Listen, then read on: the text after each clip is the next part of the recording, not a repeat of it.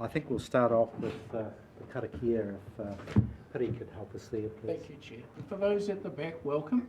And it's just up on the screen here. These ones around the table don't need the screen. Now we've got our cards. Whakataka te hau ki te uru. Whakataka te hau ki te tonga. Kia mā kina kina ki uta. Kia mā tara tara ki tai. E hi ake ana te atakura. E teo, e huka, e hauhu, tihei, mori ora. Cease the winds from the west, cease the winds from the south. Let the breeze blow over the land, let the breeze blow over the ocean. Let the red-tipped dawn come with a sharpened ear, a touch of frost, a promise of a glorious day. Thank you, Chair.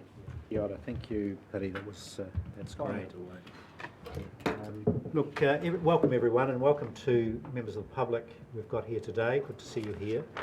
Welcome to the staff. We've got a fair old team on board today, and looking through the agenda, we're going to have to get our skates on very substantively to get through it. I just would start by asking if there are any apologies. Have we got anyone absent today? Or, Api is, I thought he was coming. There's no apology just yet. Often he tries to zoom in. Is he going to Zoom? No. Sometimes he tries and no one answers him. And kia ora, welcome Peter. Good to see you here. That's the two Tangata Whenua folk on board with Api, and there's no one else is there. How are you, Will? Oh, good, thanks. We'll get going. So that's the no apologies, and we'll wait for Api to arrive. Are there any notices? No notices?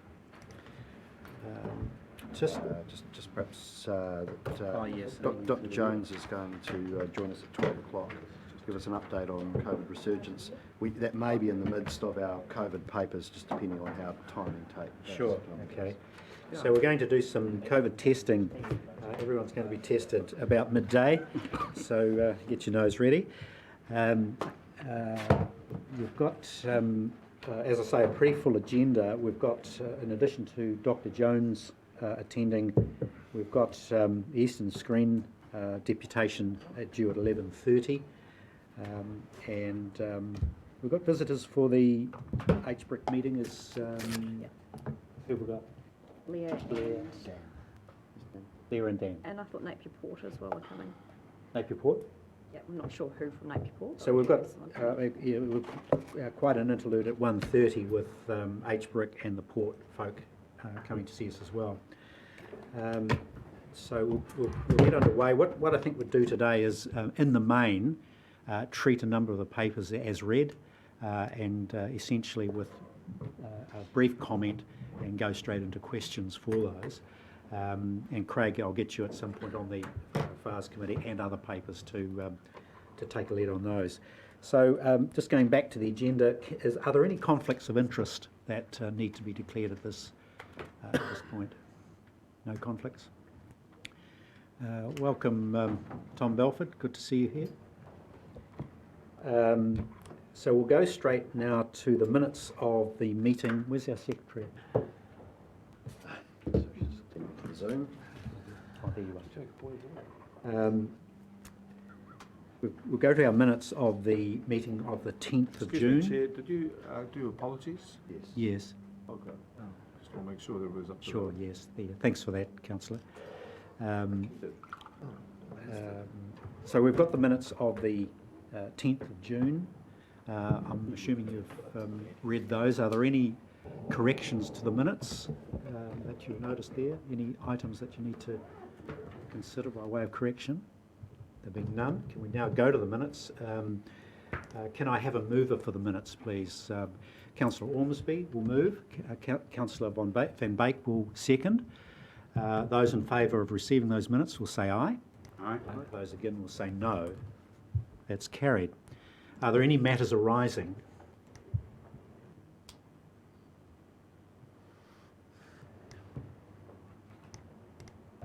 Oh, sorry, Martin. Just one matter. There was a reference to a health and safety refresher follow-up. Any indication of timing on that? No, but I'll follow that up and ensure that you are advised. It's good to follow up on a follow-up. Councillor Barker? Thank you. It's noting there's going to have a follow-up and a follow-up. Good. It's progress. Any other matters there, matters arising in the minutes? If not, we'll go to agenda item 4. So the follow-ups, for the follow-ups, that's on page 3. Chair will take those all as read. Any items there that you want to know more about? No? Can I have a mover to receive the follow-ups report? I'll move that, Chair. Thank you, Councillor Barker. It's seconded by Councillor Van Beek. All those in favour will say aye. I don't wish to Those speak, in- thank you. You wish to speak? I don't wish to speak. Just leave that. My apologies, Councillor. I'll be more prudent next time around. Those in favour will say aye. Aye. Those against will say no. That is carried. We'll move to agenda item. We'll call for items not on the agenda. Are there any items you want to raise that are not on the agenda? I might have one, Peter? and it's just and it's more of a question, but it's just a clarification, and it's around that Te Mana o Te Wai. How's it going to be incorporated into the HBAC framework? And I know you've got some of the presentations with Central Hawke's Bay about water storage and that, but I suppose just it's around the framework.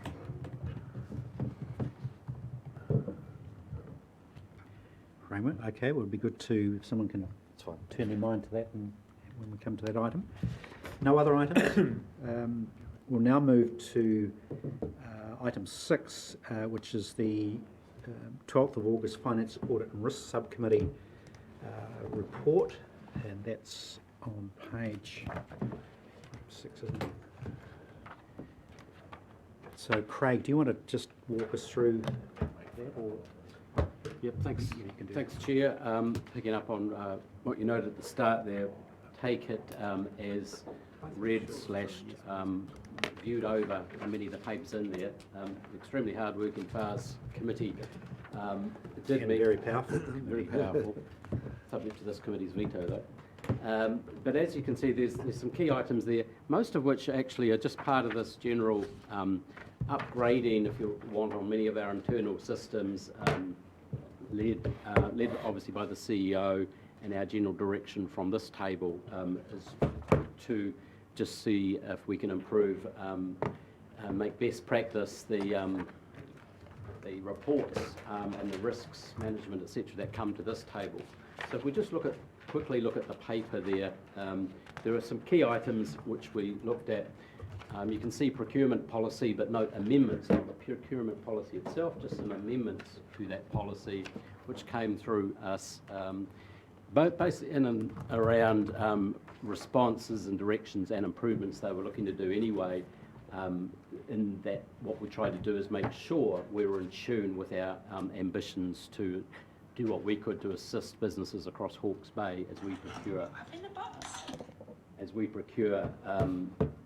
services across the bay from ourselves, but also were there any gaps that needed to be filled, and officials are here to talk to any of those if you so wish.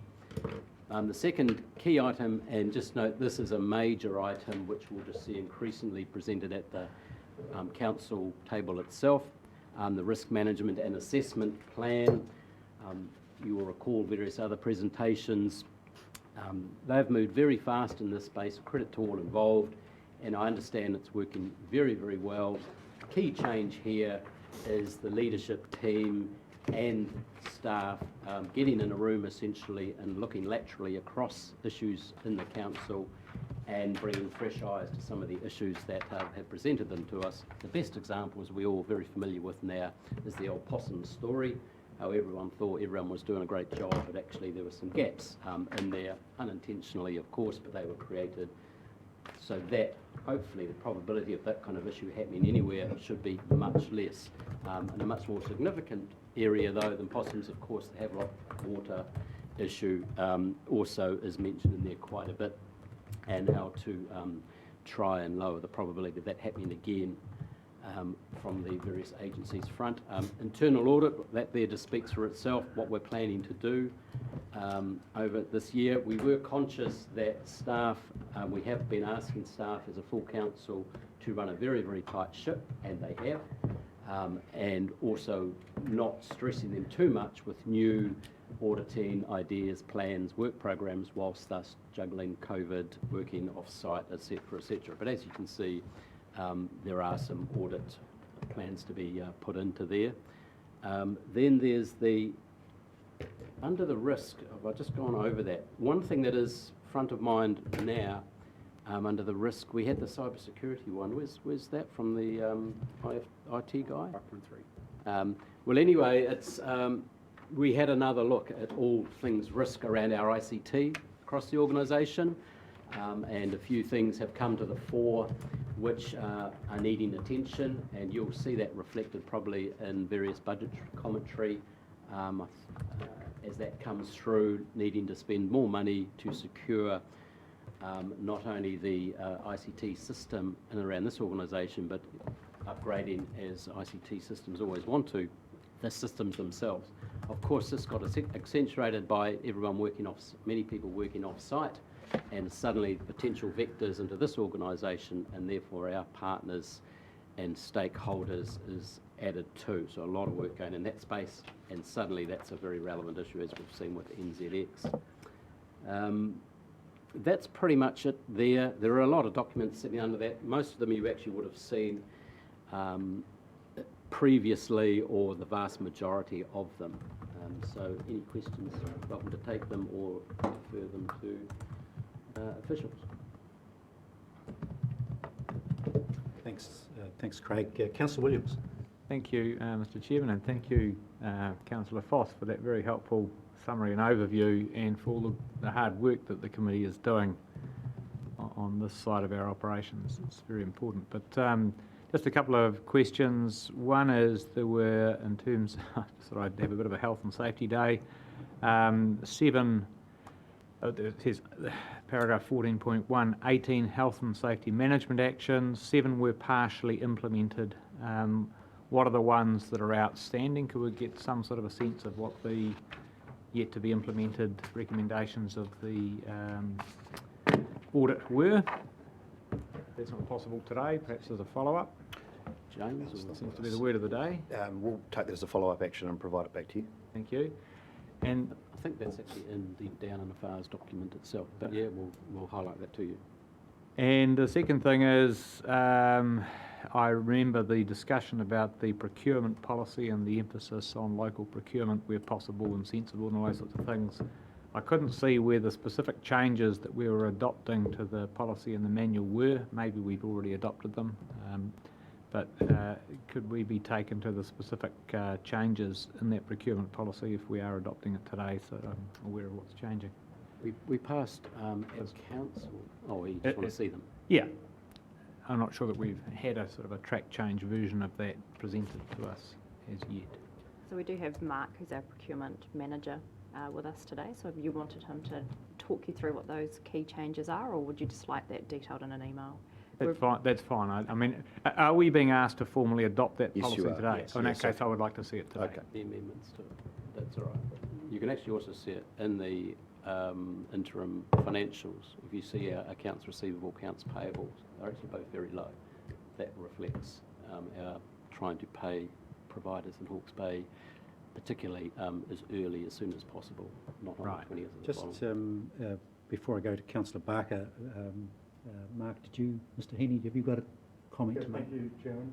In answer to your question, Councillor Williams, the specifics of the strengthening local purchasing was raising the evaluation percentage The 15%. 15%, Yes. and also to ensure that we pay within 5 working days of receipt of invoices from local suppliers, and also extending their existing contracts to a 3-year term. Yeah. Thank you. That's very helpful. Councillor Williams, how comfortable would you be? Would you like to hold this item over until you've seen those changes, or are you comfortable to proceed and have a look historically at them?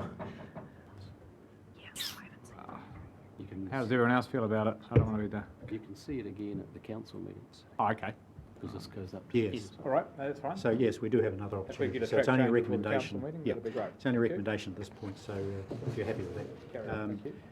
Before I go to Councillor Barker, I do need to make an apology for a flippant remark I made about COVID testing, which seemed to have been taken literally. So no, we're not having been COVID tested here today. On your Facebook post. So my apologies for a fast reaction from our glorious media in Hawke's Bay. So Councillor Barker, can you Is there any other take the attractions floor? you'd like to make while you're at it? I'm sure there'll be many by the end of the day. Why stop here? Can I just say that a couple of things. Language is really important, and I see that the FARS committee has got 2 words it uses. In 7.2 confirms it's comfortable with, and in 8.2 confirms that it's confidence. So I just wonder, is there a difference between being comfortable and confident? No thing, but I was really intrigued by this. Can we have a standard view that you express this in, so we know that we've got what it is? The other one, 8, I thought if you read 8, and you were very familiar with this, you'd struggle to define what we were actually talking about. So I just thought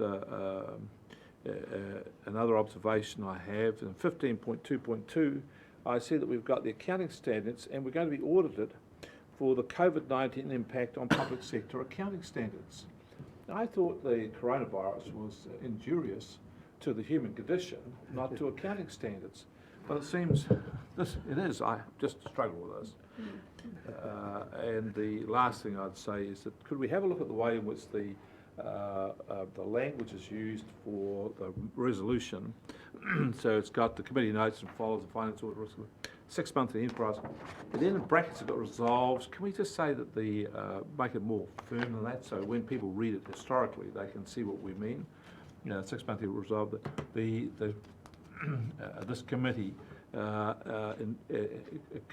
endorses or accepts the advice of the committee that it has confidence in. Just the language, so we know what we're doing. Just does not. You've got to interpret that. Yeah, thank you, Councillor. Can I just make a comment, Chair? Well, I just would comment myself that we're comfortably confident that we've got most of this sorted. But Councillor Foss. Well, just the point about the COVID accounting standards, that is Audit New Zealand, that's not ourselves. I understand that, but I just think it's Yeah, well, it's... how's COVID-19 impacting the virus itself or the consequences of it? Anyway, but I wouldn't Your want point's noted, Councillor. I wouldn't want the FARS committee to be uncomfortable when it's confident. That's all. Thank you for your vote of comfortable confidence. Look, let's move on rapidly here. I've just got a couple of comments to make, and then you can move, Councillor. I think that the work done by Helen Marsden in the risk area has been exceptional. She's made a great start to her role with us, and the procurement policy has come along nicely. There's just one area there that is relevant for a later discussion today, and it's on the whole of life costs being taken into account in procurement. And I think we need to be comfortably confident that our staff are in fact adhering to that part of the procurement policy, and we'll raise it in regard to the cycleway approach later on. So, Councillor Foss, do you want to move that? We receive that report and its Receive that recommendations? report and therefore recommendations 1 and 2 on page 12. Is there a seconder for that? Recommendations 1 and 2. 3, 4 and 5. Yes, I think it's helpful. Thanks. Thanks. Councillor. All of those recommendations All there. recommendations. Councillor Van Beek will second. Do you want to wish to speak, Councillor? All those in favour of that? Sorry, Councillor. I'll make one observation. I went through and carefully read the staff policy on risk management, and I thought it was quite a detailed policy, and all of it was worthy. I had no criticism about that, but I also thought we have many other staff policies on various things, and it would go on. And so I just would like someone to explain to me how this works for inducting new employees into the council. Because if we're going to have a policy, we must spend sufficient time to give every new employee adequate time to comprehend it. And if you went through and looked at the totality of the policies that we've got here and how they are made up as a whole, how much time would we spend to say that we've given every employee an effective time, opportunity to understand what the council's policies were? I just wonder whether we're doing more and more writing and expanding at the expense of efficiency and effectiveness of the policies. You make a good point, Councillor, because the whole framework depends on its implementation organisation-wide. So I wonder if, in answer to your question, when we come to consider this recommendation at Council, there could be a brief note made, Mr. Henny, about that, either that or through an HR process to understand how we're implementing the policy for new employees. It's got to be something which is usable and workable, and I'm getting to the point where I think we've got so much paper, it's got beyond that. It's reading more and more like it's protecting ourselves from some future inquiry rather than being an effective tool for staff to do their job. Very good point, Councillor. I think we'll follow that up. And just to add to that, if I could, and that's the same for the standing committees and the RPC committees, I suppose, are in that induction, because you talk about staff then. Obviously, if you look at those other groups, and I know Peter, we're doing some work on that at the moment, so it goes across the board with the other committees in that as well.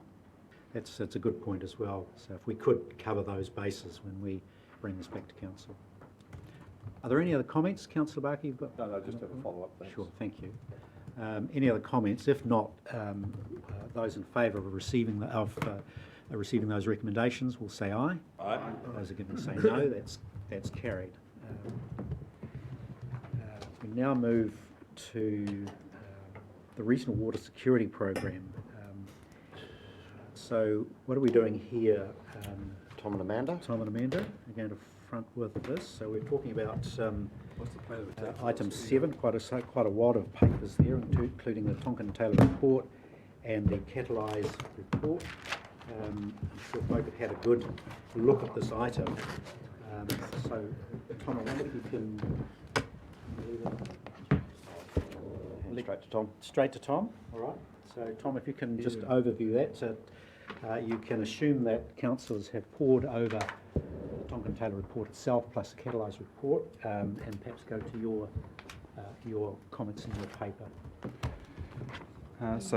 Look, thanks, Chair, kia ora koutou, committee members.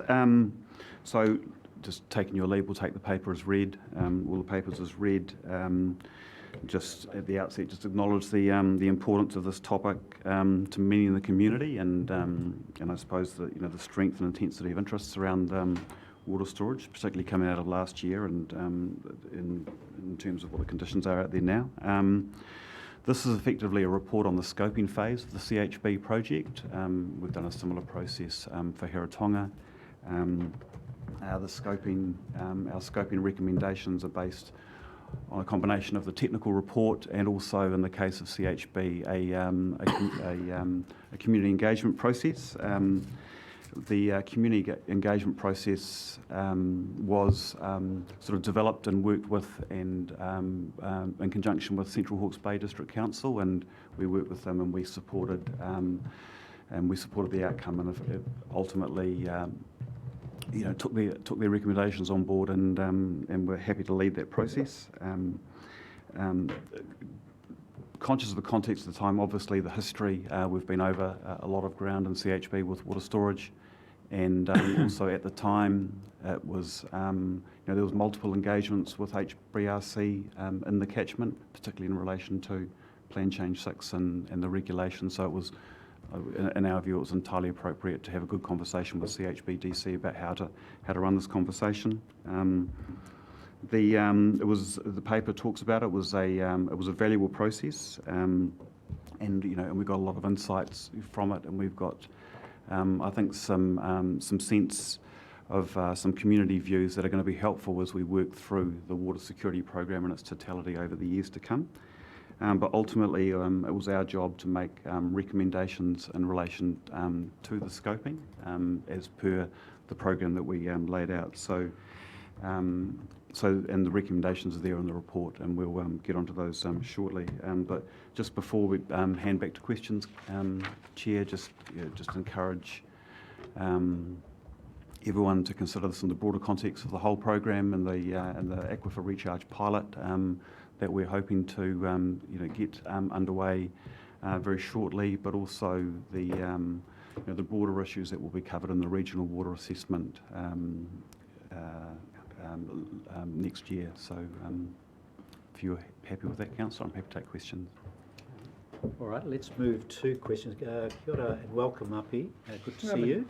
Good to be seen. My apologies for lateness, Mr. Chair. Started without you.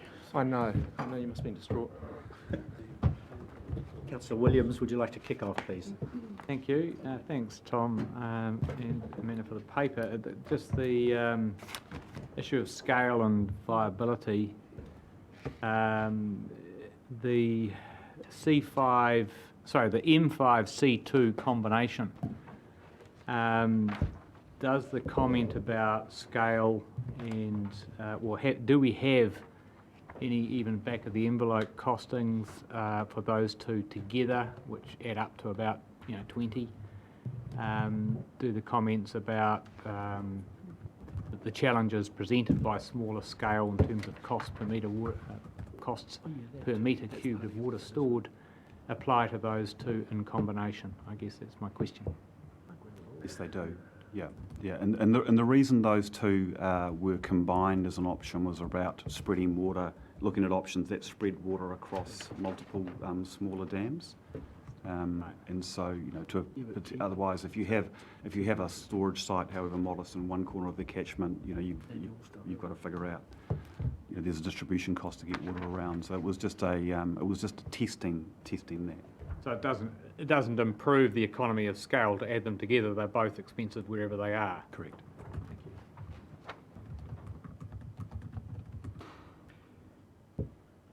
Any other questions? Well, it's probably not a question that you'd want to answer, Tom, but I feel I have to pose it anyway. Got no better target at the moment. You're the one in front of me with the paper. And that is that the issue of water in Central Hawke's Bay has been dogged with lots of politics. And I use politics in the broadest general sense.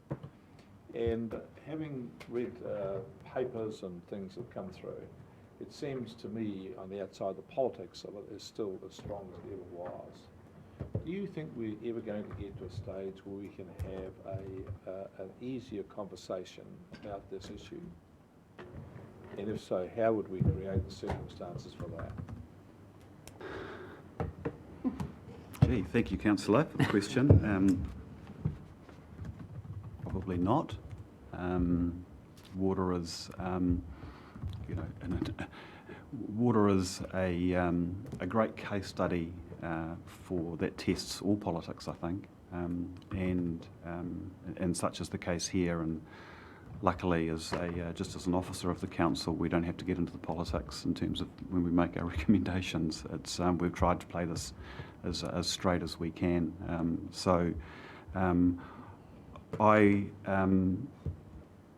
Again, I really encourage councillors to embrace the regional water assessment, because it is going to try and have a very comprehensive view about our sources and uses of water and the implications of the pressures on both into the future.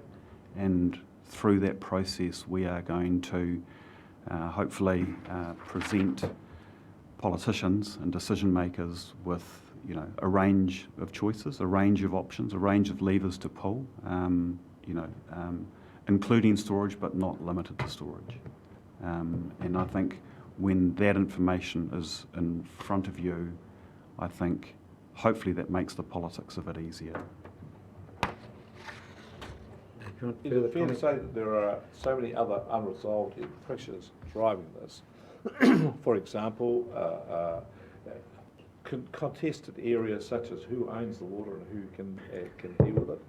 contested area about whether the allocation method we've had historically is suitable any longer for those who wish to retain the first in, first served, Klondike Gold Rush style about it. Others wish to see a more distributive form of it. Then there's those who wish to see us changing nature more than others, and those who wish to see us live within what we've got for the longer term. So there's so many divisions here. Are we able, do you think, in a way, to find a pathway where we can resolve these issues in a more sort of peaceable manner than we've got at the moment? So I think when I woke up an hour before Councillor Williams worrying about this paper, I was thinking exactly on those lines, and to my earlier comments, water is an exact case study, and and how identity politics operate and how people coalesce around this issue and how this issue reflects broader values, and that is always going to be incredibly difficult to reconcile, but hopefully. And even more so, the more water is scarce and becomes more scarce, and the threat of it becomes more scarce because it only intensifies, that debate. And so, the paper, talks, to quite a degree about climate change in terms of the recommendations and, and the realities of whether where your economics is and where your politics are, and the extent to which you're going to live with less, or you're going to try and create more, hopefully while managing the whole lot better than we are. Chair, could I just make a comment and reflect on the enormous work that was recently completed by the Resource Management Act Review Panel for the government, which reflected on the fact that in the late 1980s, New Zealand underwent an economic revolution and rewrote its environmental planning legislation based on the premise that property rights were paramount and that centralised planning was limited in its effectiveness, and the market should be enabled to the greatest extent possible to allocate resources as efficiently as possible, which gave us the 1991 Resource Management Act, which is premised on managing environmental effects rather than the centralised planning and allocation of natural resources. As a consequence, it's embedded first in, first served, and the cumulative effect of having both first in, first served and effects-based regime is that we haven't managed cumulative effects on the environment particularly well, and we also haven't dealt with allocation in an administrative fashion that might resolve rights and interests for tangata whenua, and that might lead to more optimised use of land and water. The assumption is that the market does that efficiently and perfectly. And of course that's predicated on the externalities of activities being priced, pollution, etc. So we're in a situation where the legal framework in which water has been allocated and land use is being undertaken in the Central Hawke's Bay is locked in by a resource management regime that has some significant challenges and doesn't necessarily accord with what society would like to see. So that's been well explored and understood by the Resource Management Act Review Panel. The incoming government's going to have to wrestle with those recommendations, and the panel was recommending fundamental reform of the RMA. Now, all that sits above and beyond this council's ability to directly influence at this point in time. And so we are trapped within a legal framework that has allocated resources in these ways. And so, it will be some years before that whole planning system is reformed and we're able to potentially pull different levers to optimise the use of those natural resources. I want to thank you very much, James. That was an outstanding overview. If we don't get that around the head, we're not going to resolve this. Well, it was outstanding, and the point that James is making is we can't resolve anything. That's the point. We are extremely limited in our ability to change what is the current reality. Councillor Ormsby, can you help us out here, please? That's exactly Kia ora, Tom. Kia ora. Now, mine's back to what's in the paper and around the shape and the flavour, I suppose, of where these recommendations are coming from, who's been engaged in that process, and whether or not this advice and direction has been a valid cross-section of that community. So could you build that on that, Tom? So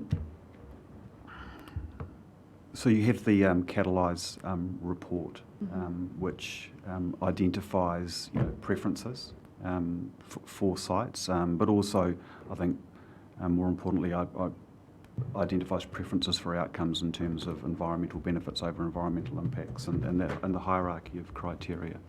I suppose, if I was to state the obvious, is that our report, our recommendation doesn't reflect,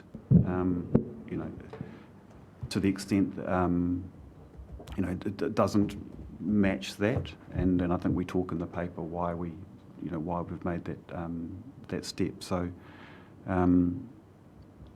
So is your question, do you want me to talk more about the forum and the makeup of that forum, or do you want me to talk about If you think why? that's crucial to where we've Well, got I mean, to. we've identified in the forum, in the paper about the forum and the fact that, in our discussions with CHBDC, given that it's a joint sort of forum of regional council and the district council, that there was common sense in taking it to that forum. And so they went through the process. They usefully developed problem statements. They had discussions around the options. I'm certainly not suggesting for 1 second that what's in that paper represented a unanimous view, and that was why we engaged the consultants Catalyse, because they follow a methodology which is I think was used in the coastal strategy, multi-decision criteria analysis, which more talks about a range of preferences and how do preferences and how do options compete against each other and value up against each other, and to what extent does that process validate the criteria that have been used. So it just follows a different approach. Yeah, just to follow on from that, in your recommendations 2.3, you take that half a step forward in the positive direction to comprehensively engage with other members of the community. So is that because of where we've come from? No, that's because that's more pointing to the regional water assessment and that broader picture of what is the situation of supply-demand water situation look like for your community, and what sort of and what are the interventions that you prioritise as a community to fix those. Yeah, and that's alluded to earlier on in your paper where you talk about the core of this program sitting with that regional water assessment project. Yeah, absolutely, and it's counterintuitive because in terms of resources and the regional water assessment is the smaller of the 3 projects, but it is absolutely designed to build a better understanding and create the basis for very informed community engagement and discussion. Very much focused around non-storage interventions and solutions. And so when that all comes together, hopefully at the end, then when we look at the range of priorities that the community wants, then they have a full range of solutions. And so the 2 projects off to the side really are just about validating what options might be, should they be selected, or should they be identified to be taken forward. So. Do you feel like the 2 on the side are moving faster than the one in the middle? Yeah, so look, I'm hoping to bring this to ENS EICC on the 16th. The regional water assessment suffered the most through the COVID downtime, just in terms of ability to get it up and running with engagement with TAs, because everyone was taken out. So it is. I wouldn't say it's behind, but it's. I'm confident that it can meet the time frame that we're proposing. Just one last. I recall that we had the PDU unit here and we talked about learnings from the Ruataniwha Dam and how we can improve on some of those flaws, possibly you could say. And we talked about the timing and the importance of engagement with the community. Do you feel like we've got there yet? Probably not. And so we've spoken in relation to Hiratonga that for that it's been important to at first engage with potentially affected parties, and so we're trying to do that so that they, so that as a courtesy to them, we have the CHB process has taken longer because of the decision to take it through, a local forum, and so that's why we've been focused there. But it's we're trying to in terms of like bringing this paper, warts and all and everything to this forum, we are trying to do it in the public eye. Councillor Foss, please. Thanks, Chair. Thanks for the paper. There's a lot of really good information and description in there of process and how we got to where we are, and noting a summary of how many Tonkin Taylor reports have there been now? Is it 4? Two. Two. And the 4 small sites, etc. So, yeah, great. Although there seems to be quite a bit missing, I think, from the paper, potentially.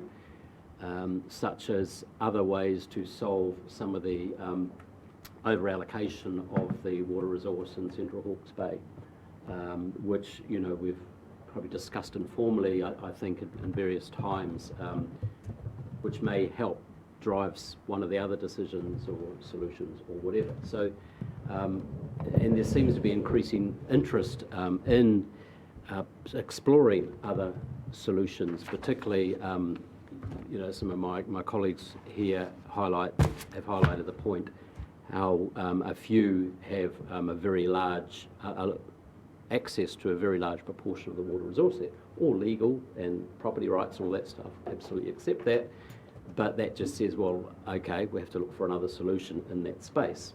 So I'm not actually comfortable, particularly with some of your recommendations, knowing that there's work to be done and there's positive exploration of some of those alternatives being talked about, albeit informally, right now. So there's that. I also be interested in your commentary as the consistency of where we've landed here versus what we're doing in Hiratonga. Hiratonga, water security issues seems to be progressing very well to the point where there's discussions around form and financial models. Fantastic for the Bay. So yeah, quite interested in your commentary around that. And then there's an underlying theme here in this paper and probably in other papers, and that so much of this is driven by the engagement parameters with PGF Fund. And that's driving, exploration of things water across the Bay, which is absolutely fine, and well done. You've been very successful in gaining some of that funding. But as we've discussed, I think in other forum, this is asking for a resolution of this council to go down a certain path, or basically not go down a certain path.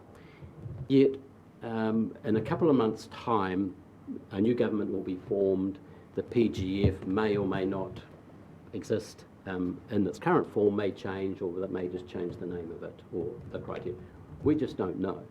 But that is the parameters around the PGF funding is driving a huge amount of your work and the incentives for you to follow particular pathways, regardless of the merits of the pathways. And then, so if I could just stop for a breather there and ask if you'd comment on those, and then there's a couple more follow-ups, please. Thank you, Councillor. Look, they're all really excellent questions, so thanks for the opportunity to address them. If I could just in terms of paragraph 11 of the report, now I know it's a horrible graphic, and I'm working on trying to get you a better one. I just want to come back to the point before in terms of the broader range of solutions. The two projects on the left and right of the main arrow are storage projects. That's how they are funded by. That's the basis of their funding with the Provincial Growth Fund. Government policy is permissive of storage, subject to certain criteria, and so that's and that matched our own policy around through the long-term plan around augmentation.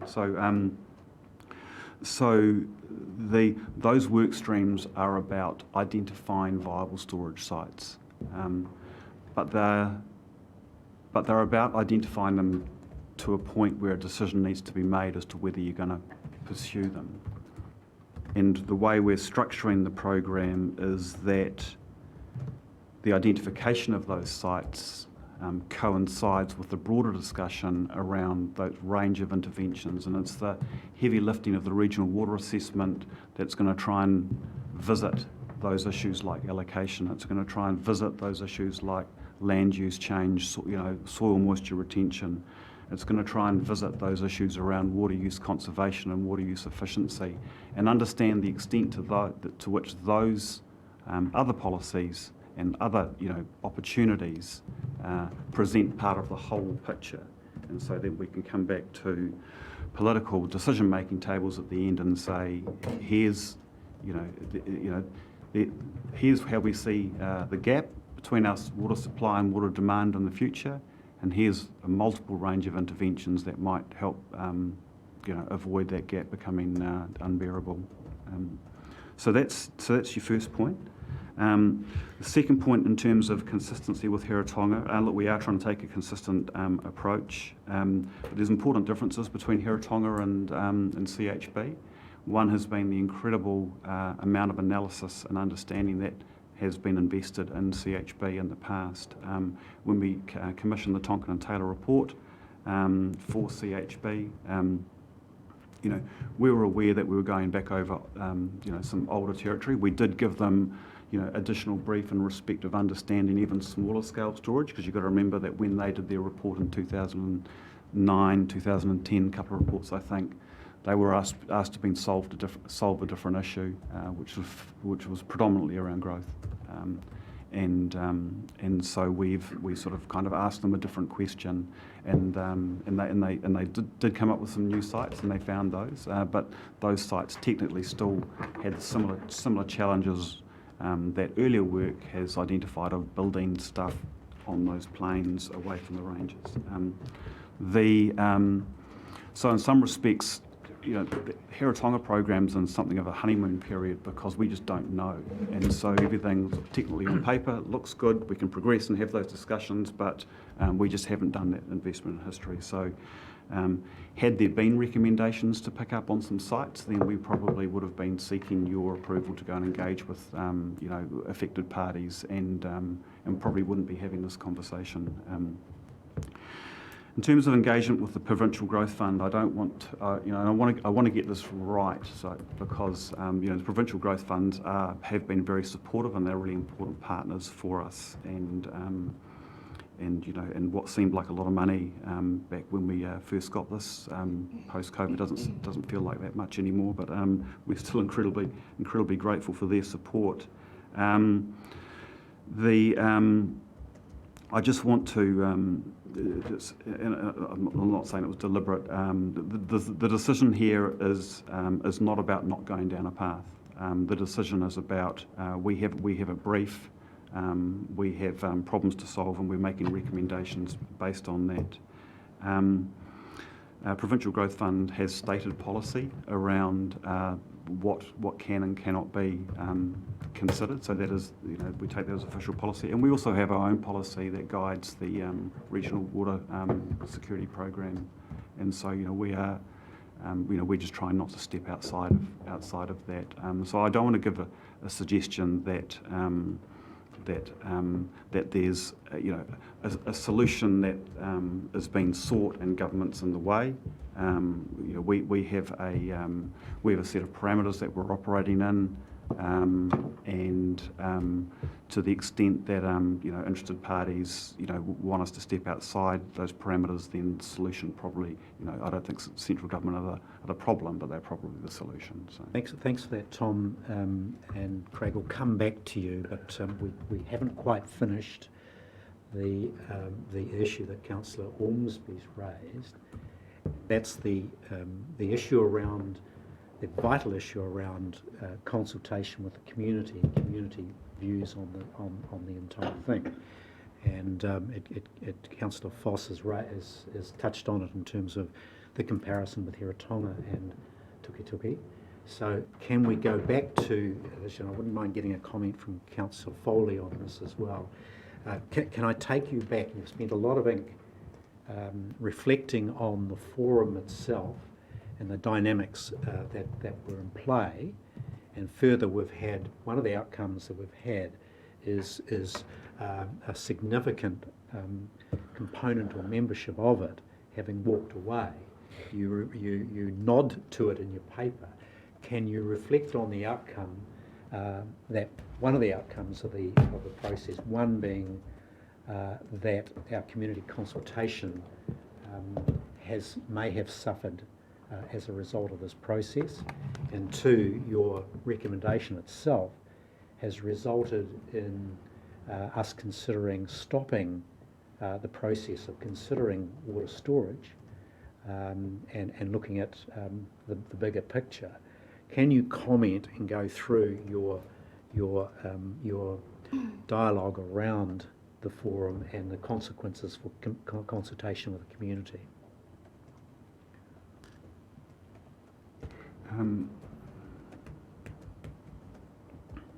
Because I actually got a specific question on that, and it's in the same light, because obviously for Mana Whenua and that Tuk region and that, and who's on the committee representing Tangata Whenua on that TTLF group on page 47, you know what I mean? Because I know we get a lot of comments from our Māori Standing Committee in regards to the water down in that area, but I expect that they would be engaged in that leadership role, possibly. So, answer the easy question first. Dr. Marker and Mike Paku were sort of Tangata Whenua representatives. Bob Cottrell was on there, but not as a Tangata Whenua rep.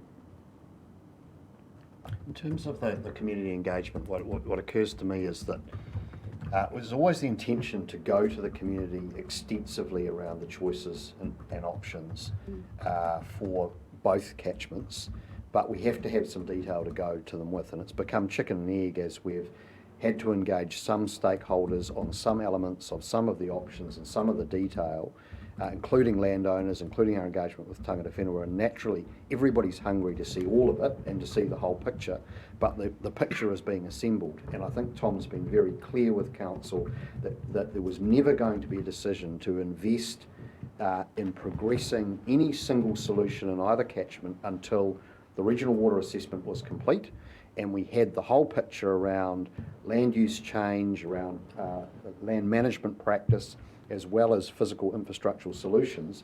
But to enable us to move quickly, we've got parallel work streams rather than sequential ones. And as people are seeing elements of those parallel work streams developing, I think there is understandably some anxiety that we're not going to have wide and deep community engagement on the whole picture. But that was very much always intended as part of the process. So. I hear what you're saying. Yeah, and we're going to face a similar issue in terms of managed aquifer recharge, because we understand that that's of big interest, and we're going to lead with that sort of engagement. Right. Well, let me rephrase it differently.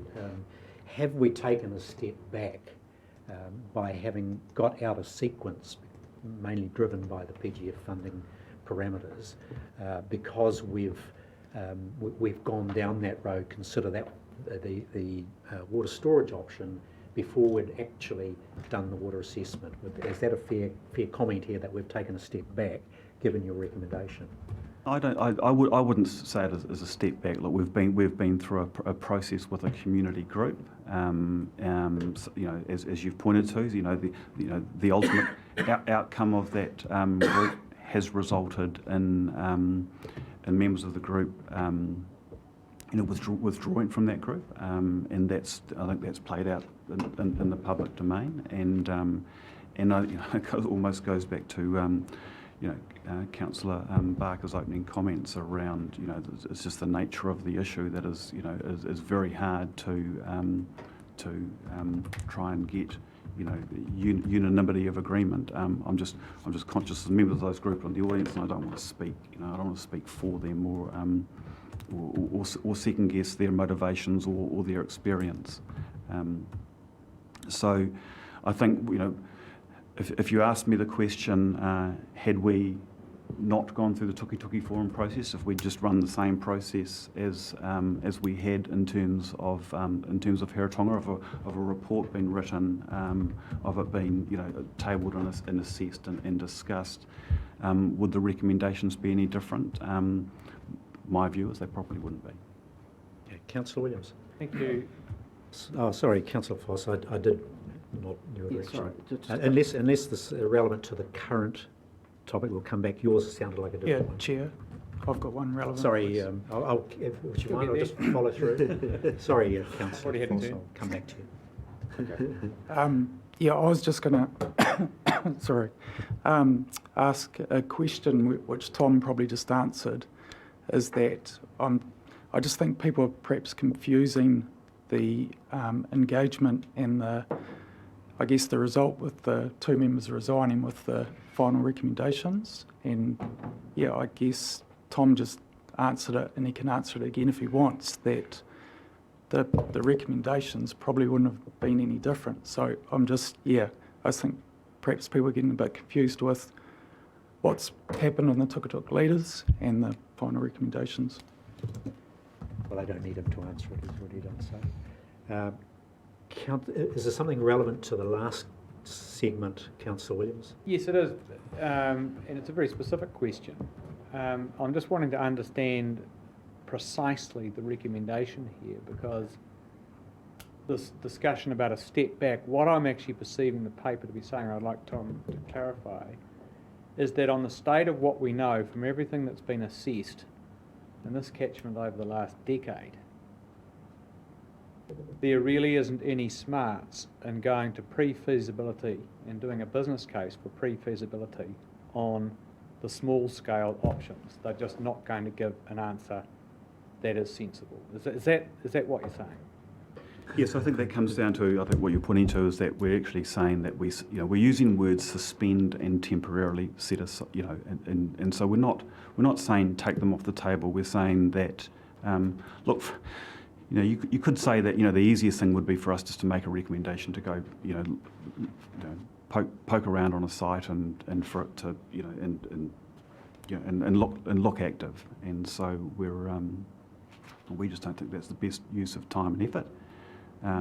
We do think that there is that the next step does need to be a better understanding of the costs and benefit of smaller scale storage, because we are aware that there are other parts of the country where schemes that have quite a high capital cost per cubic metre delivered are up and running, but they're in different environments, and it may be that they didn't intend to so for that to be the cost. So we need to look at that. So we're just saying that the next best thing to do is very much better understand that. And then if we go through this process and managed aquifer recharge is a really viable product, or it's totally unviable, that may mean you want to come back to these. Or if we go through the regional water assessment and the community is very strong about an outcome around there, that means you may come back to these smaller sites. But we just think that it's just more appropriate to focus on the other areas. It's better use of time and resource. Councillor Foss, can I go to you, unless you had something? Well, it was just the comment that follows from that, and there's a premise here which I totally understand and want to comment on later, is that we'll do the regional water assessment, we'll determine whether with the best conservation practice in the world and everything else you can think of, there is in fact a gap here that needs to be filled. Let's assume, climate change and everything considered, there is a gap. What do you say is the sensible thing? Do we continue to look at sites and options in the meantime so that we're ready to go, or do we pause everything and sort of start flat-footed once we know better what the size of that gap is? What's the best sequence and pathway, do you think, for progressing these two conversations and those two, the arrows in your diagram in parallel versus one after the other, which is really the question I think, Mr. Chairman, you put to. Yeah, so look, I'll try and answer this really quickly. We understand the need for pace and scale in this program because of the community interest, and probably would have been easier just to have not brought this paper here today and then gone away and done a much more thorough analysis of costs and benefits, so that we could have told you, that maybe some of these sites, if you look at them this way or if you take this view and things like that, there's some possibility. What we're saying is, I think, we're better off to do that work than carry on scratching around the sites or progressing that. So that's. So better off to do the RWA, the regional water assessment. No, I'm saying within this program, we need to go and do some cost benefit. Sure. We need to understand that, the costs and benefits of medium scale storage, small to medium scale storage sites, not just park that, and so that will be an interim step that we come back and do that. But the broader RWA does pick up on those other issues. Yeah, thank you. I'm clearer now about the sequence. Okay, thank you. Look, we'll go to Councillor Foss. You had a couple of follow-ups, and then Councillor Ormsby. Thanks. Well, just picking up what you said, I actually, when I first got the paper, I thought there'd be a much deeper paper with addressing all the issues that colleagues have raised, Yep. particularly the one around consultation, given there's just an untidiness around the leadership, leaders forum, regardless of why or how. There just is, and therefore that taints whatever arrives here at the end of the day, and therefore that taints the flavour and therefore the recommendations. There's also a couple of other comments. Ratepayers have invested a huge amount, and as taxpayers as well, in the various analysis and exploration and staff time in all things water, Central Hawke's Bay, for many years. And we have a lot more information. We don't really have much more.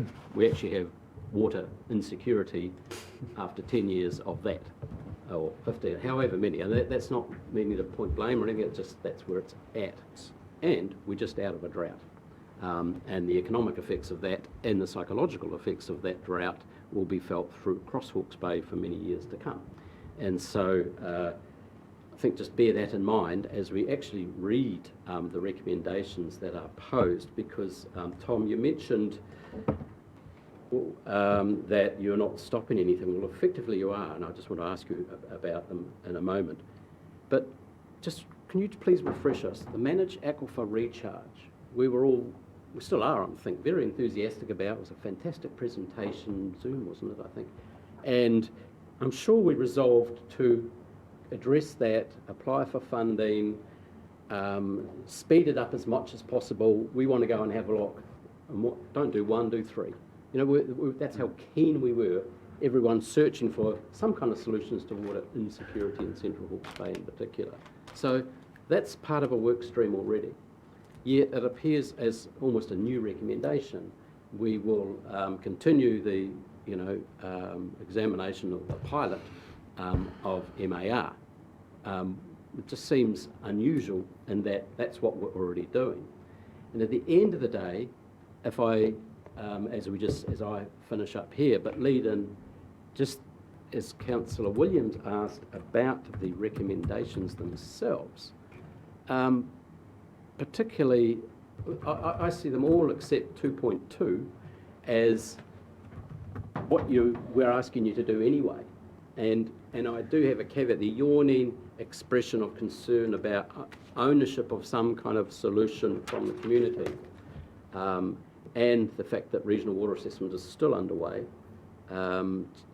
at the same time asking a resolution of council to essentially put on the shelf some other work that you may or may not have been doing, to me doesn't correlate. And I've lost it in my paper, but if you look at recommendation 2.2, it specifically asks us to instruct you to not do anything above ground, any water storage above ground, and with two caveats. And the two caveats there, one is the Managed Aquifer Recharge, and what's the other one? Consultation or something, I think. Cost benefit analysis, small scale storage. Yeah, there you go. And it says and, not or, and it's the earlier of those two. So the paper in no way says, well, what does the end of those look like? So let's say we do the pilot, is it as a successful pilot, or a further analysis of the pilot, or the cost-benefit analysis? It just says temporarily suspend for 12 months. I think it says something like that. Okay, well, temporarily suspend. So can you just talk us through that? Because I interpret it as no consideration of anything water storage above ground in Central Hawke's Bay until such time as both of those two things are complete, and yet there's no definition around what those two things are trying to resolve and come up with. So I fear that we're given an open-ended, no, don't do that, even though this report says the small sites are worthy of another look, or the big site that's still worthy of a look. We've got all the science, we've got all the ratepayers' money invested in that. We say, no, don't. And when we come to a further debate, I think we should just consider some of the messages that sends to our ratepayers. So just in not in reverse order, the Manager Aquifer Recharge recommendation, look, possibly I think you might be correct, Councillor, that it is an existing work stream and we're up there, but and perhaps it was an attempt by me to optically make sure that the community was aware that, that we're not just doing nothing down there, because your comments about the dry we've just come out of are 100% correct, and I have a very nervous feeling about how dry it is now, and I'm sure I'm not the only one there. So look, it's not the if there's been an impression from there that we've time bound this, or perhaps if the word should not be and or. The point being is that because of the interest in this and because of the need to move this along, we've elected to bring a paper to you as soon as we could following the Tuki Forum, which has been discussed here. As I said earlier, perhaps it would have been more prudent or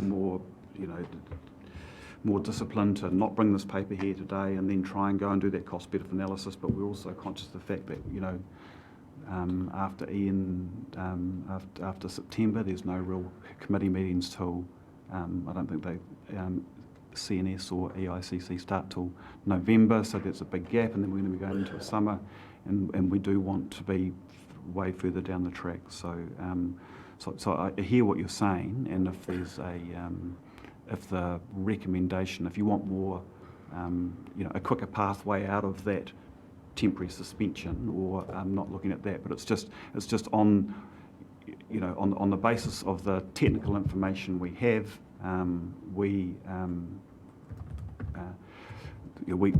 our recommendations stand. I think the point is that when right at the very start of this process we stepped out what the steps were, and the very first step was a scoping phase where we do an initial assessment and bring back to you some recommendations around what could be taken through to pre-feasibility, and that's just this. Tom, can I just bring that to a conclusion, because I think we've just about gone we're in there. recommendations, but just one other. Does Managed Aquifer Recharge require storage above ground? Potentially, but not necessarily. Chair, can I just make a comment, because I think there may be a little bit of confusion. We're not saying that smaller scale storage is being parked as part of the option mix. What we're saying is that further physical investigation of particular sites, so that's surveying, that's soil testing, that's all that sort of stuff. We're not recommending going to that for any particular site, but we are going to continue to look at the costs of building smaller scale storage as part of the option mix, and how that might be paid for relative to aquifer recharge, relative to what comes out of the water assessment. That will look at land use change options as well. So really, I think what we're saying is there's nothing so compelling here by way of a storage solution that's low cost, delivers all the benefits, that we would say get on with that while those other pieces of work are being completed. We're saying we want to bring all the other bits together and then have a conversation about the option mix. Sure. Can I comment on that? That the recommendations send quite a different signal, and we may have to rethink how they're crafted to get where Councillor Foss is heading, and I've got some other recommendations as well. But Councillor Ormsby, do you want to just, we're taking time on this, but this is probably a really critical thing we do here, because we need to get the direction right. I'll get Councillor Barker and then I'll come back to you, because I'd like Councillor Ormsby to help us over the hump in terms of the recommendation. Well, This is, again, slightly uncomfortable, that I have to respond to the suggestion raised by Councillor Foss and seek from Tom in answer to, I think, a pretty straightforward question. And that was that things are going really well in Heretaunga but not well in Central Hawke's Bay, and that the implication of this is that somehow Central Hawke's Bay is being treated unfairly by this council, and that we're speeding ahead in Heretaunga, everything's going smoothly, and well, it's all good for them, but Central Hawke's Bay. This is where I come back to the point about it before, about the politics of this. And I just want you to comment on that, because where have we in Heretaunga, for example, sold off to ACC, in my view, in less than favourable circumstances, the lease rentals for all the properties we had here, and then invested $20 million, for which we've seen no particular result from, in water storage in Central Hawke's, in Heretaunga. I make the point is that this council's thrown a huge sum of money at Central Hawke's Bay, and then for it to come back and somehow imply that we have treated them less favourably. I don't know if that was the implication, Councillor. I appreciate your point, it's a good one, but I don't think that was the implication. I think Councillor Foss was going to the issue that what we've landed with is an unequal outcome here, with dissatisfaction from the community and a recommendation that says on its face that we're going to, if you like, suspend our further action, and it looks like full stop, but we need to know that it's not full stop. So I think that's where Councillor Foss was coming from. It was, thank you, Chair, and look, if that was, I didn't give that impression, well, I apologise, that's exactly where I was heading, at a very high level. So I was going to come back to Councillor Ormsby, but I do want to ask Tom myself a question, and it's relevant from this perspective, is that the consultation, engagement with the community, if you don't get that right, everything else will fail. You can't get over the line without getting that right. And I just want that the elephant in the room is substantially the issue around the community consultation and what's the actual outcome of that. You've spent a lot of time explaining it in your paper, and I just want to go to your paragraph 27, where you offer an explanation as to the leadership group's decision to include Makaroro options in the analysis. You essentially are saying there that it's a hypothetical, the inclusion was for a hypothetical option for comparison purposes. I accept that at face value. I then go to your paragraph 33, which then essentially says that the CHB community see value in exploring what options may exist to progress the Makaroro site scheme. So what we've got are two, if you like, different and alternative explanations for the inclusion of Makaroro, and that inclusion seems to have resulted in disharmony and a lack of credibility for the leadership group itself, and ipso facto the implications for the regional council. So can you tell me which of the drivers was instrumental in the decision making by the leadership group in including Makaroro, which everyone has acknowledged had a vast tome of evidence suggesting it wasn't possible, but nevertheless it was included. Can you help me there understand your paper and your explanations for it?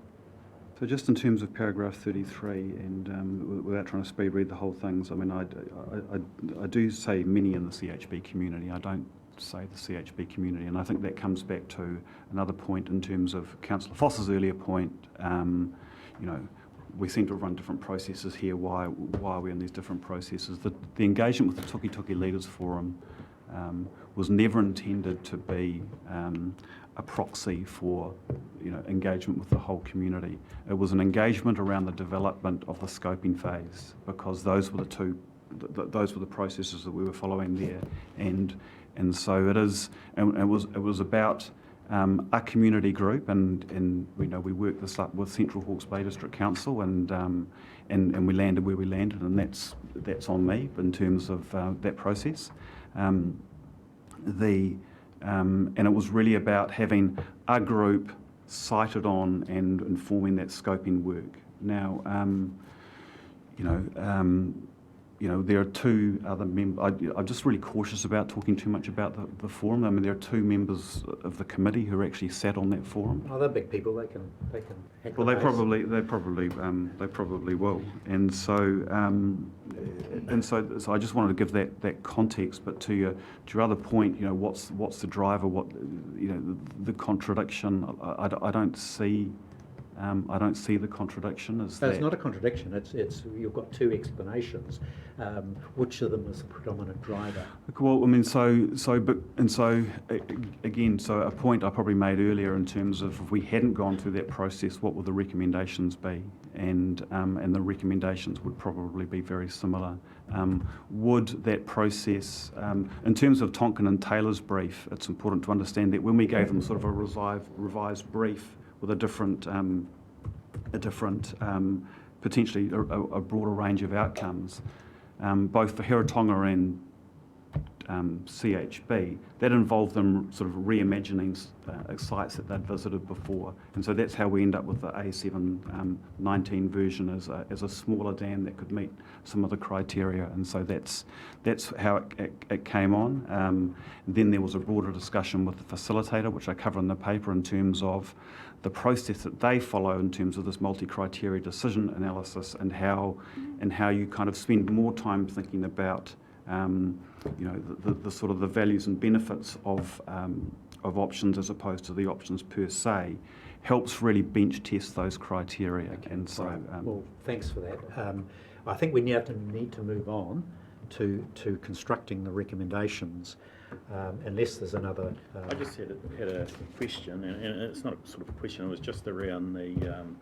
There's a couple of statements on the page 49 around social benefits and tikanga and mahinga pai. And I know you reference them down the bottom, but I suppose in relation to that, I'd like to see a little bit more work done in relation. And I know you said you're going to do some cost-benefit analysis and that in relation to what does that mean for Māori. And then obviously there's another segment down in relation to the PGF and that and about water allocation and then what does that mean to those ahuwhenua trusts that may be in that vicinity, like a breakdown analysis of are they going to be allocated more water to make them more productive in that? Because I just think I read the whole report, but it didn't cover that in any detail. Yeah, and so again, I'm going to sound like a broken record here, but I mean, that broader conversation, the regional water assessment's got to do a lot of heavy lifting across a lot of different interests in water, and again, hopefully, if we can get the paper pulled together in time, we'll have a better discussion around that at the Environment Committee on the 16th. Yeah, great question, Peter. So thank you for that. Can we go to construction of a recommendation that we're comfortable with and confident in? So just based on what we've heard today, 2.1, moving 2.1 is easy. Just correct me if I'm getting this wrong, Tom, but 2.2 is redundant. That does not have to be moved because it's happening already. 2.3. 2.2. Does that have to be explicitly put in a motion there? Are you talking about them? You're the recommendations at the back. Okay. Are you talking about managed aquifer recharge? Temporary suspend. 2.2. So you're saying that we don't need that because that's what's happening anyway? Yeah, that's what I'm asking. Is that happening already? Do we need that in there? The cost-benefit analysis or the temporary suspension of further investigations? Both. No, well, so come back to we were tasked with making recommendations for pre-feasibility, and so yeah, you could say that we're making no recommendations for pre-feasibility, so there's nothing to do. If that's okay. The problem with not mentioning it and leaving it just to officers to do is that you leave that sort of decision in abeyance. So you either confirm it or acknowledge that's what they're doing. That's what that's being asked to do. I think it's better to be explicit. If that's what we're going to do, say so, rather than just let officers do it and not have a comment about it. Okay. I mean, so rather than temporarily, we could say in 2.2 acknowledges that officers have temporarily suspended. Do that. Yep. So it's not actually a council policy, but say that they've done that. We know they've done that, and you know, we haven't actually said yes or no about it. But that would be one way of doing it. So if we could add acknowledges there in front of 2.2. And, so just to kick this off in terms of rounding it out, we've got 5 minutes to debate. Can I get you to move a recommendation that we, can I get you to move 2.1, 2.2 with that amendment to it, putting in acknowledges, Councillor Barker, do you think? Acknowledges staff have suspended. Yeah, okay. And 2.11, we're leaving that in? Yes. 2.12? Yes. Now, Councillor Ormsby, what else ought to be there in terms of... I think just picking up on our conversation and the importance of community engagement, especially around the regional water assessment and its urgency, and it being the core, the building blocks to the other two projects. I have a almost merged motion to 2.3 and 2.4. Annalee, could you put it up on the screen, please?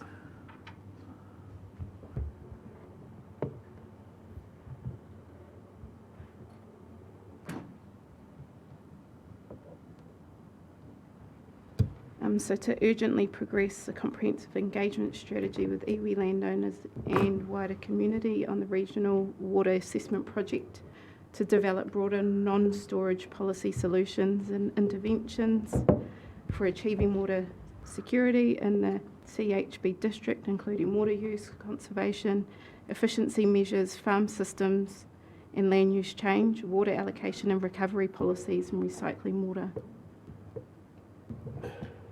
It's a fairly big, tall order. I'd like it.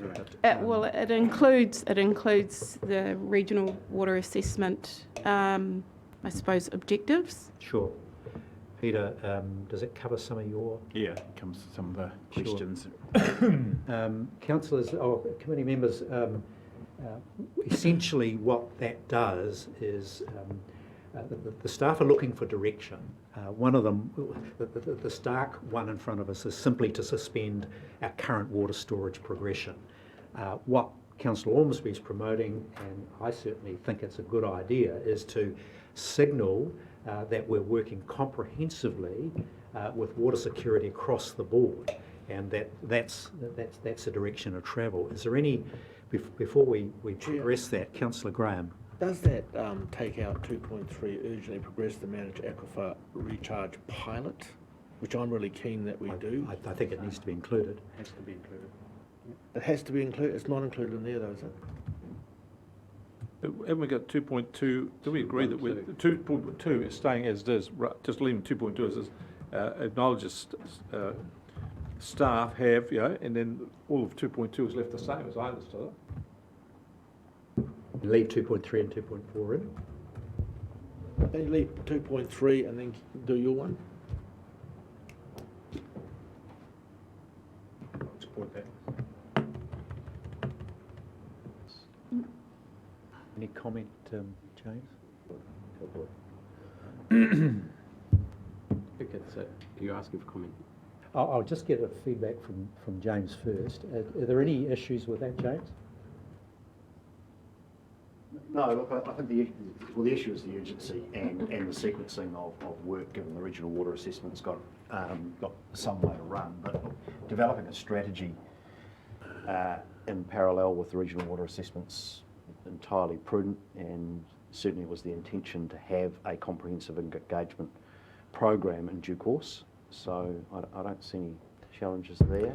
Yeah, so we have provided, I think it might have been in a workshop, a community engagement plan previously, and I just, you may recall earlier in the year we have, and it's a part of the Provincial Growth Fund funding agreements which are in place, so hopefully a little bit election-proof. Letters that went to iwi groups relating to their views on participation and governance of the program. I'd like to see prioritisation of 2.5. Yeah, and there's no problem with the prioritisation. It's just managing expectations around timing, given that there are critical components to that engagement strategy that need to be developed so that we can engage people on matters of substance, not on just not on theory. All right, Councillor Barker, just before we accept the resignation. I should have asked you, when do we get the results of the SkyTem research back? Oh, look, That's one of the, to me, one of the key elements is missing here. We're not quite sure what we're dealing with, and that's hopefully give us certainty. So when do we get that? well, it comes in various tranches, but we're looking at later into next year.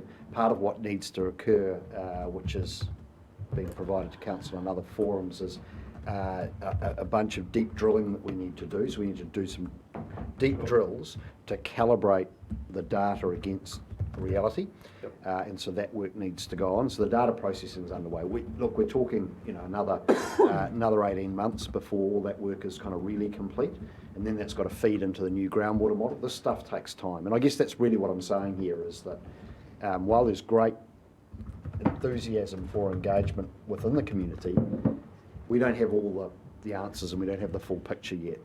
So certainly the development of a strategy can and must occur, but there might be a progressive ramping up of information to engage the community with over the next couple of years. Yeah, okay. I think the direction of travel, though, from Councillor Ormsby is that up front and centre, we must have this engagement as our highest priority, because we can't do anything without it. Is there any other view before we move? Just one point in there, 2.5, and that's around the measures and the monitoring. And obviously around that mātauranga and that when we measure and obviously in Te Mana to why that's coming through in that process. So when you do your measures and you look at your scientific measures, obviously I suppose for Māori that would have to be a part of the measure when you go through. We're talking about efficiency measures, so that would need to be incorporated. I'm just letting you know that would be I suppose that if you want to effectively measure the outcome, then that's got to be incorporated in that document or in that plan. It's very frustrating sometimes when we try and unpack water and all the different aspects of it, and just a reminder that this is the water security program is mostly around quantity, and so those will be relevant in relation to water quantity and supply. But I think a lot of the issues there then fall into the broader freshwater reform and Te Mana o Te Wai and things like that. So yeah, they will remain relevant. All right, look, we need to move on. I'll just take a comment from Councillor Williams and Councillor Van Beek, and then we'll look to a mover and a seconder if you've got a seconder. Just in that regard, Mr Chairman, is this my opportunity to comment on the motion as being framed here or to help shape it? Just help shape and comment on it if you like. Right, so I still have an opportunity to speak? Yes, indeed. Okay, right. Yeah, we haven't moved resolution yet. Can we just go back up a bit? Now, what I think you're doing at 2.2, correct me if I'm wrong, Tom and Amanda, is you're temporarily suspending or you're recommending or acknowledging that you would not progress to pre-feasibility business case 4. So I just think that word temporarily suspending is unhelpful and acknowledges that staff will not progress to pre-feasibility business case 4 until, but will do further analysis of costs and benefits of small scale. That's helpful. Would that be? That's helpful. That's clearer. I think the only reason temporarily suspend, we thought that was important, is because whilst right now it doesn't seem like a valuable exercise and a cost-efficient exercise to take forward into pre-feasibility. What James was sharing, I mean, doing all the surveying and the ground. So I wonder if we could say acknowledge that staff will not progress To pre-feasibility. Pre-feasibility, a business case for pre-feasibility.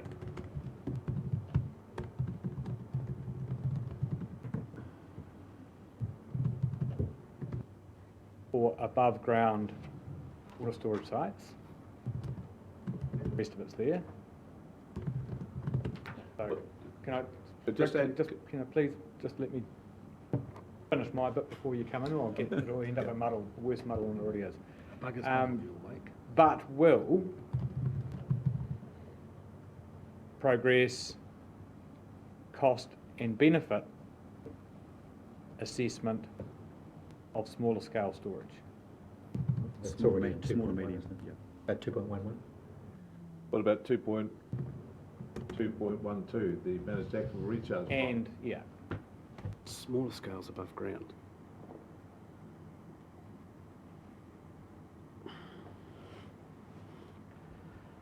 To Councillor Foss's point, you want to lose pending the earlier of and get the and out. well, you could before, just, you could take out everything there and Lee, just put that in track, yeah, get rid of suspended down to earlier of.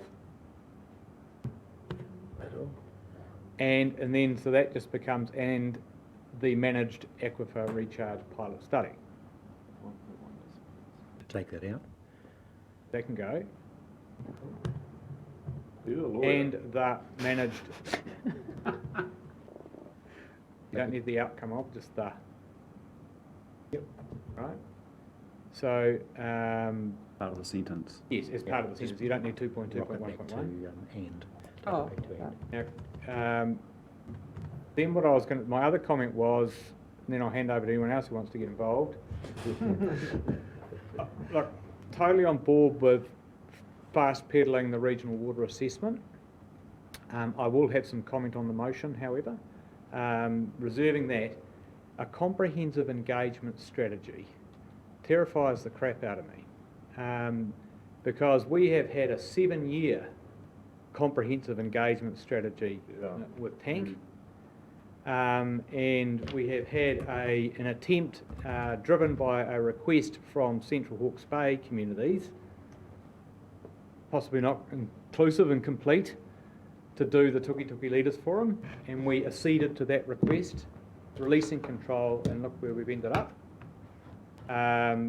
People pulling out, no further ahead, that sort of thing. So I think if we're going to have a comprehensive engagement strategy, I would rather see that it needs to be a different model. It needs to be targeted and it needs to be focused. I don't want this to be another stakeholder forum for 3 years, you know, then people in 2.5 years just bugger off because they don't like what each other's saying. If this is an inquiry that canvasses the voices and perspectives of all of those people, that's great. But if it's a targeted, council-led inquiry of iwi, landowner and wider community perspectives on these issues, that's fine. I just don't want another one of these big 3-year talk fests. I took it that comprehensive engagement meant just that, is that, as you have expressed it. Does it need expressing differently I think to it get needs there? to be a focused and targeted All right. Instead engagement of strategy. comprehensive, that's fine with me. That would be my Right with suggestion. you. Focus and targeted, Councillor Holmes. Engagement strategy with all of those people, That make a difference? about getting the viewpoints in and perspectives around the issues. It doesn't mean consensus.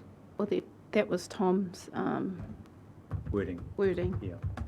as long as Tom said it. Is there a level of happiness about that, Councillor Foss? Is 2.3 and 4 staying, given 2.5 now? Are we getting rid of it?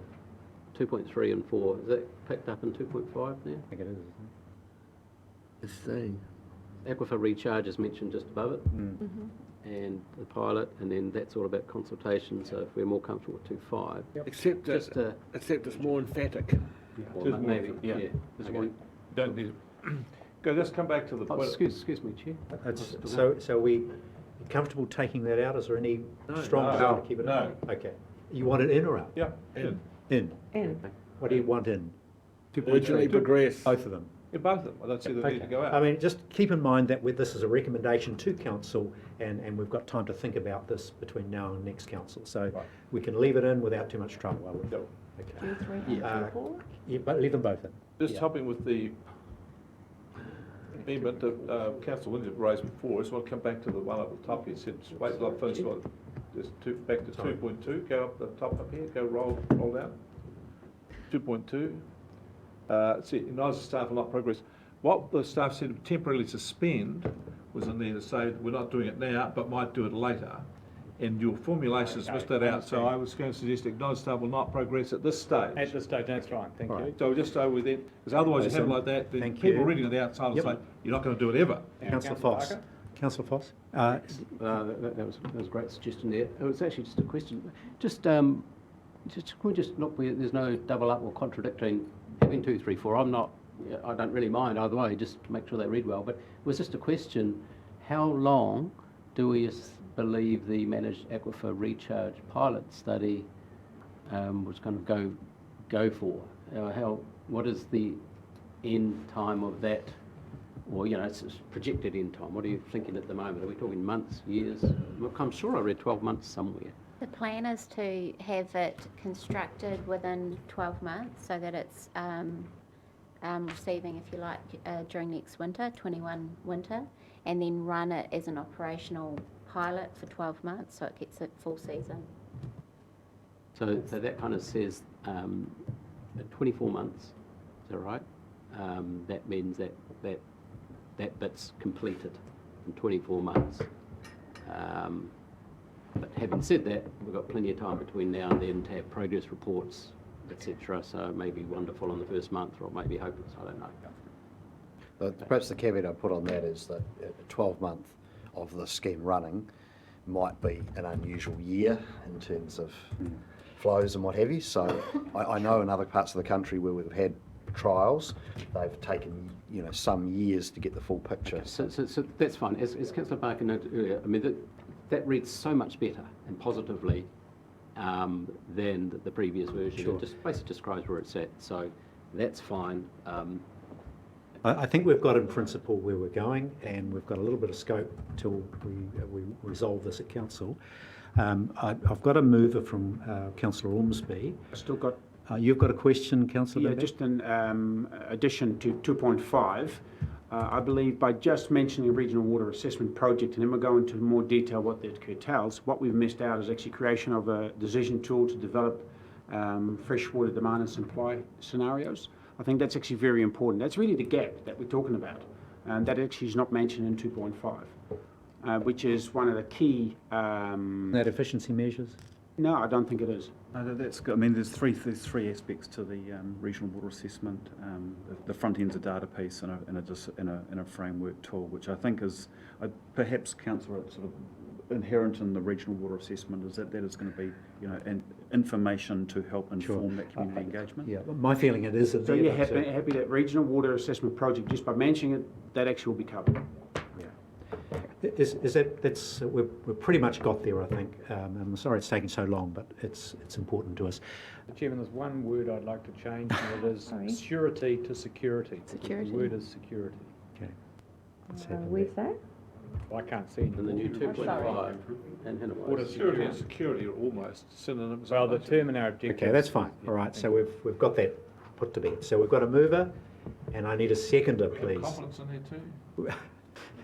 I'm not comfortable. We've got a mover. Have I got a seconder, please, for the recommendations on the board? Yeah, I'll second Thanks, Will. That's great. Councillor Ormsby, can you lead us, please, in a very comprehensive essay on the I just recommendation? felt that that these projects have really focused on one well-being and haven't quite paid enough attention to the other three.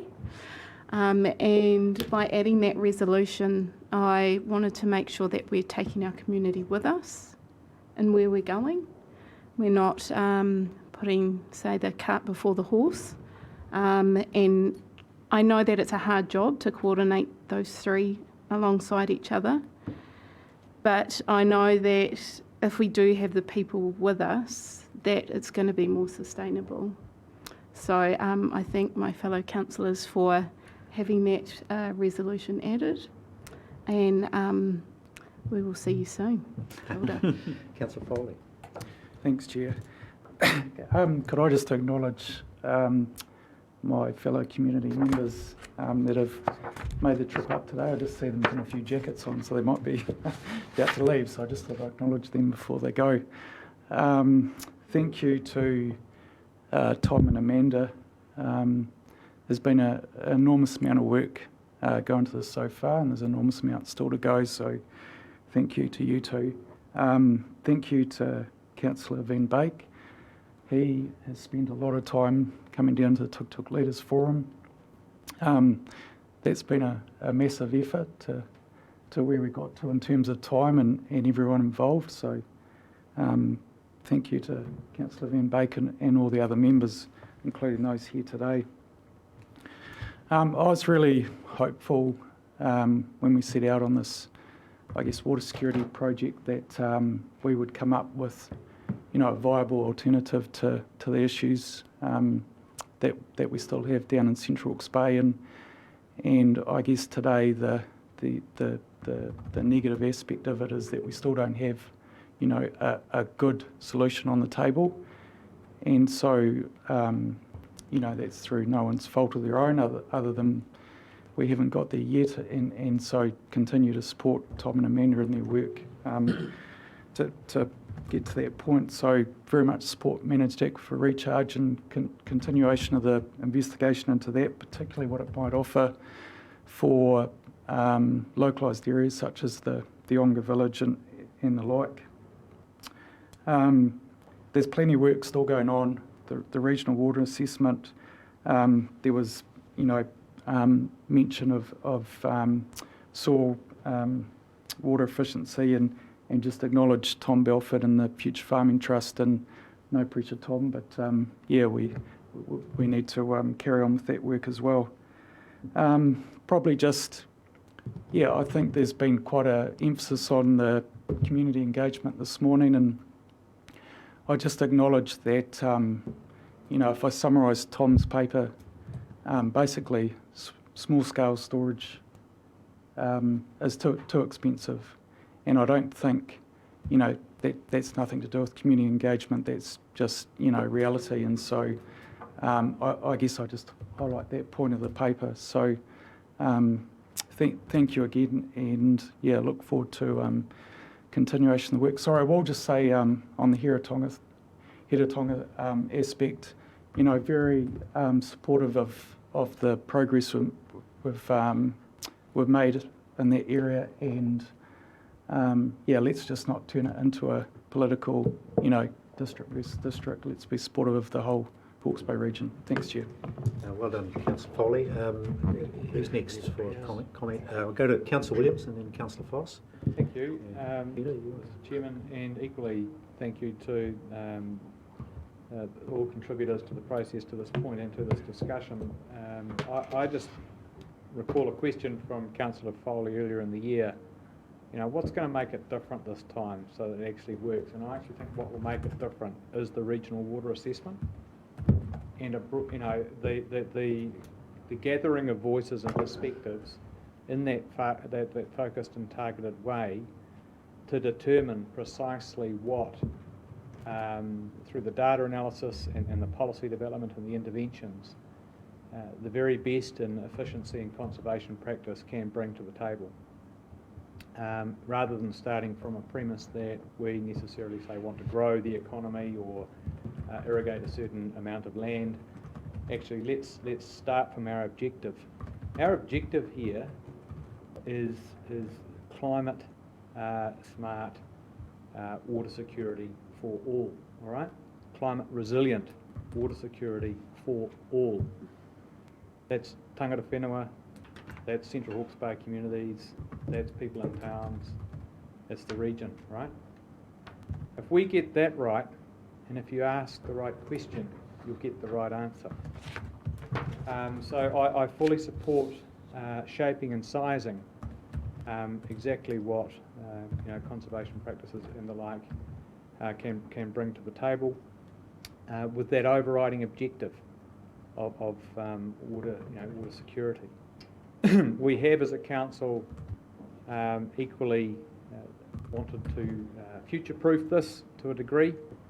And the one thing we know from the COVID situation is that the best prospects for this region enduring the current situation has been our food production. So that's the reason we're still surviving as an economy. So it's absolutely vital for everyone's well-being of all kinds that we get this right. What concerns me is that I think blind Freddie could tell you that there is going to be a gap. And I don't think anyone is actually saying otherwise. What concerned me about the original wording of the recommendation is that we're caught between this rock and a hard place. Let's name it. The rock is, as Councillor Foley put it, small-scale storage looks cost prohibitive. The hard place is that despite every piece of analysis over a decade, the only viable large site that has emerged that is geotechnically competent, that is in the right place topographically, is A7, and it's precluded by the Supreme Court's interpretation of a piece of legislation. So within that's why we're stuck with Central Hawke's Bay. But what concerns me is that when we come out with the answer from the fast pedal on the regional water assessment, I don't want us standing from a flat-footed. I want us in the best possible shape to move to whatever policy intervention is needed to identify or to address the then identified gap. And I predict there will be a gap. I don't know how big it is. I don't know whether it's 5. I don't know whether it's 50. And I'm seriously open-minded about that. But I will never take A7, the Makaroro Dam, off the table until I know that there is some other way of achieving our objective of climate resilient water security. And with that all said and in mind, I'm prepared to support the motion as now reframed. Thank you. Councillor Foss. Yeah, just briefly, I just want to acknowledge my colleagues around the table here. It's just indicative of the culture of this council. We are constantly trying for the right outcome, to do the right thing, very respectful of each other and looking for solutions all the time. So what the discussion here was very helpful. We've landed in a place about to see the vote, but I'm pretty sure I think everyone will be voting for it, but we'll see. But it's because of the contribution around the table to this issue to help solidify it, and we all do own it. So I just acknowledge that, because it just makes being around this table more enjoyable, and we can see we are doing our absolute best to try and make a difference, not scrap, just trying to find a solution and do the right thing and follow the right process. So I acknowledge my colleagues. Thank you, Councillor. Councillor Graham, please. I haven't heard much from you today. I'd like to hear a very substantive dissertation. It won't be that substantive, but Councillor Williams used the hard place and you used the elephant in the room. And I think you both got it wrong. The elephant in the room and the hard place is the legacy issues that we are facing. The really poor historical use of water in Central Hawke's Bay. And I don't want to go there, but 63% of the water in Ruataniwha is allocated to a few. And whether its use is good or bad is subjective, but a few have it. And until we deal with those legacy issues, and still in law today, we will not solve anything in this community. You can have all the community talking, but the community that you like, but this community is going to stay divided on those issues. Thank you. Very sage commentary, Councillor. Councillor Barker. Thank you for that. I just think the thing that was missing here, I'm going to support the resolution and I'm going to support it going through, and I think it's going to do a fine job. But I do want to pick up on the broader issues. And the broader issues for me are that if we search for a solution which is all narrowly based, you'll always be imperfect. And I thought that the presentation by James earlier was exactly right. we have an old piece of legislation which talks about rights, about issues being more than minor and so on. It's an old framework. But people aren't looking at making decisions today, this is the public, in old frameworks. They're looking for modern and future outlooks, is how you see them. And we have here a resource which is hugely scarce, water. And there are different views about how water is going to be managed. And this doesn't take into account the incredible tussle which is going on at a high level between Māori and the government over the ownership of water. And what happens with water, and we see it reflected around this table, we ignore that and think we're just going to be able to fix the problem by having a dam at Ruataniwha and it's all going to go away. Mistaken. Absolutely mistaken. That's my view. The second thing which is about this too, which is unstated, but is a reflection of this, is how people react to it. Depends on their personal circumstances. And New Zealand has some of the most unequal distribution of wealth. And the access to water, free, ensures those who have access to it do very well out of it. The rest of the community does nothing. It's told they can get a job at the freezing works or get something like that, but they don't see that as their share of it.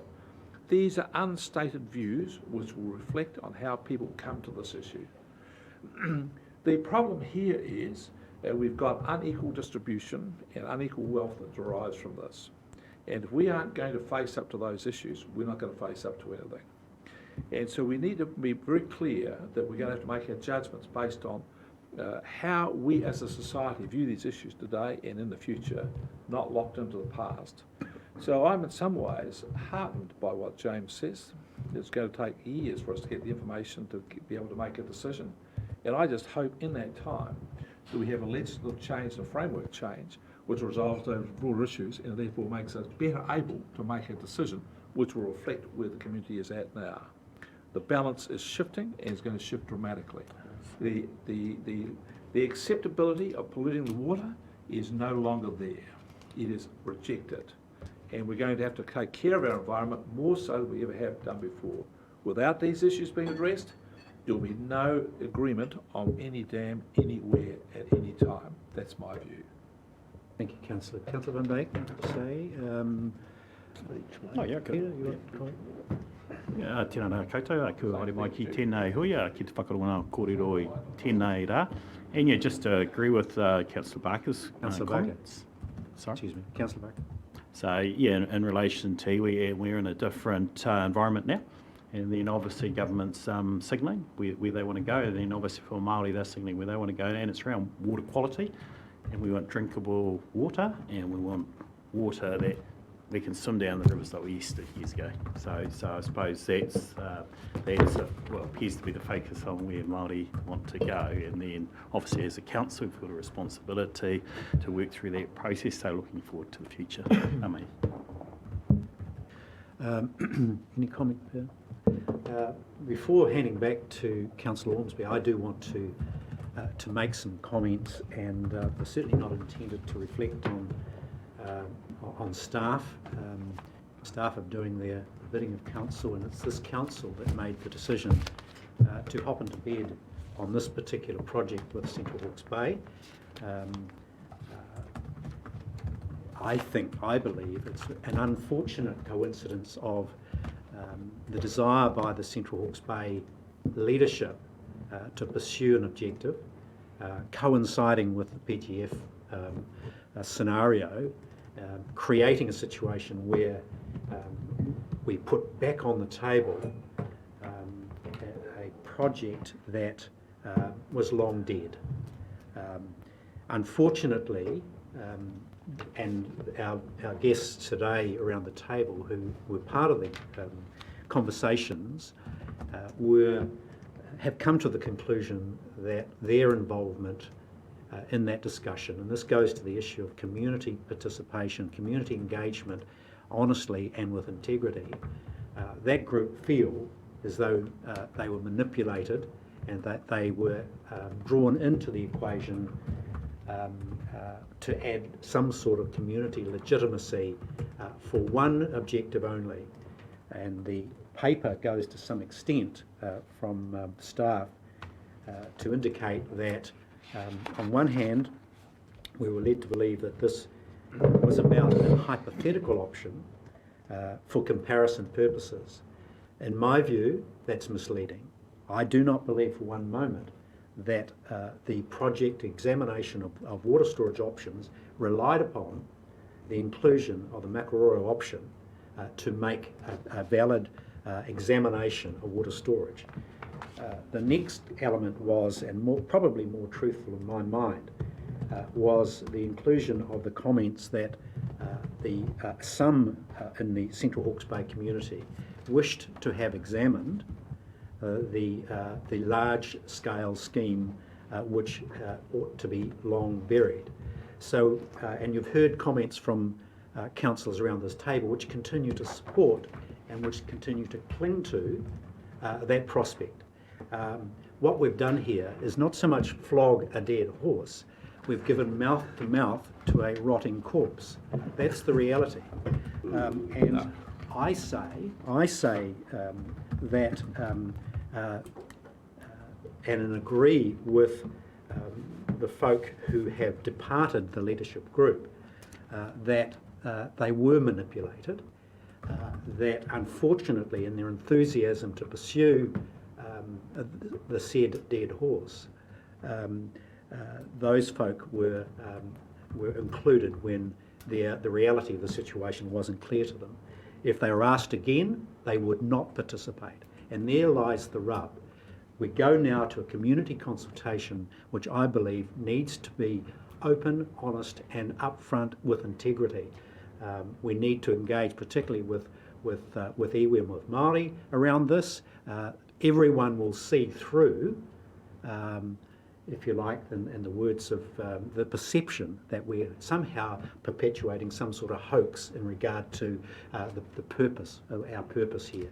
So I'm pleased to see Councillor Ormsby table, if you like, a fresh look at community consultation. If we don't get that right, we will be tarred with the notion that we don't have integrity in this process.